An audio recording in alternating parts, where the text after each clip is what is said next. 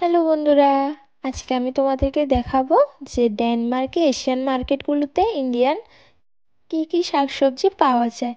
আর এই যে পাতাগুলো দেখছো, এগুলো দেখতে ধনেপাতার মতো হলেও এগুলো ধনেপাতা না। এই শাক দিয়ে কি শাক, পালং শাকের মতো দেখতে, রান্না খুব স্বাদ হবে। অনেকটা ভাগে বলা আছে, বলছে খাইছি না, দুইটা খাইছি, অপশনাল হয়ে গেল, বেশি হয়ে গেল এখান থেকে।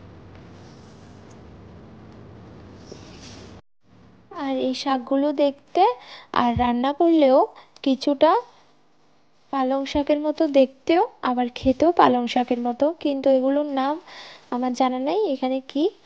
আর এগুলো ছিল 12 ক্রোনার করে, মানে এক মুঠো 12 ক্রোনার করে, প্রায় 130 টাকার মতো এক মুঠো। আর ও আমাকে দেখাচ্ছিল, এই যে দেখতে পাচ্ছ ডাব, এটাকে পুরো ছুলে কি অবস্থা করে রেখেছে, পেপার দিয়ে, প্লাস্টিক পেপার দিয়ে মুড়িয়ে রেখেছে। তারপর নিয়েছি ধনেপাতা। ধনেপাতার রেটটা এখানে লেখা ছিল না, সেজন্য বলতে পারছি না।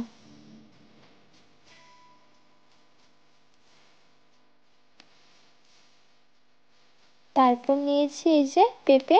আমরা প্রায় দুটো পেঁপে নিয়ে নিয়েছি, আর পেঁপেগুলোর দাম পার পিস হিসেবে ছিল।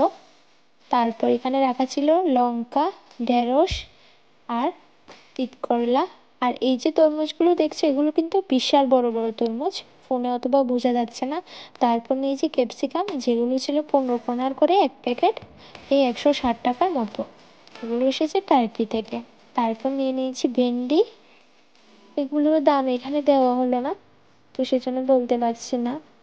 আর এশিয়ান মার্কেটে এলে সবগুলোর দাম, জিনিসের দাম গায়ে লেখা থাকে না, কিছু কিছু প্রোডাক্টের দাম ওরা নিজেরাই বলে দেয়। তারপর নিয়েছি এখান থেকে শসা, আর ফলে ছিল আতা ফল। আর এখানে কি ফল এগুলোর আমার নাম জানা নেই, সাইডেরগুলো আপেলের মতো দেখতে হলেও এগুলো আপেল না। আর তার সঙ্গে ছিল চেরি, চেরিগুলোর দাম ছিল 1200 টাকা কিলো, আমরাও কিছুটা নিয়ে নিয়েছি। আর এখানে কলাগুলোর যে অবস্থা হয়ে আছিল, সেগুলো খাওয়ার মতো ছিল না বলে আর নেওয়া হলো না। তারপর নিয়েছি আমরা আপেল। আর এখানে পুরো সন্দেশে ভরে গেছে এই সাইডের স্টলটা। আগেরবার যখন চৈত্র সংক্রান্তিতে এসেছিলাম, এগুলো কিন্তু একটাও দেখতে পাইনি, কোনো কিছুই সন্দেশ বা মিষ্টি কিছুই ছিল না। আর এখানে রাখা ছিল চাল, এখানে সব কান্ট্রিরই চাল ছিল মোটামুটি, টার্কি, ইন্ডিয়ান, পাকিস্তান আর হচ্ছে কি চায়না। इंडियन राइस बेसी होक टेबल में इंडियन इकोनॉमी बड़ा इंडियन चालू हो इंडियन बाकी তো আমরা নিয়েছিলাম ইন্ডিয়ান গেট বাসমতি, যেটা ছিল ওটাই নিয়েছি।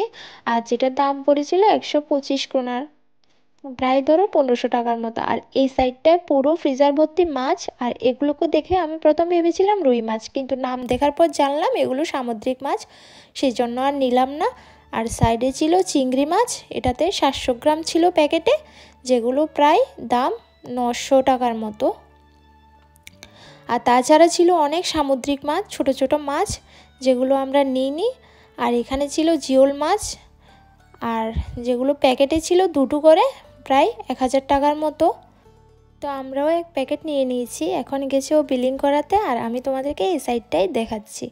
এখানে ছিল মোমো আর অনেক ছোট ছোট মাছ, আর মোমোগুলো ছিল চাইনিজ মোমো, আমরাও কিন্তু একটা নিয়ে নিয়েছি। তারপর বিল করিয়ে চলে এসেছি বাড়ি, সবগুলো এভাবে পাতিয়ে নিয়েছি টেবিলে। এখন এগুলোকে ঢুকাবো ফ্রিজে। আর বিলের পেপারটা দেখেই আমার মাথায় হাত, বিল এসেছে 9500 টাকা। এই সবজিগুলো দিয়ে আমাদের 1 মাস পুরো যাবে না। দাম শুনেই তোমরা বুঝতে পেরেছো ডেনমার্ক কতটা এক্সপেন্সিভ। এখন আমি এগুলোকে ঢুকাবো ফ্রিজে। টাটা।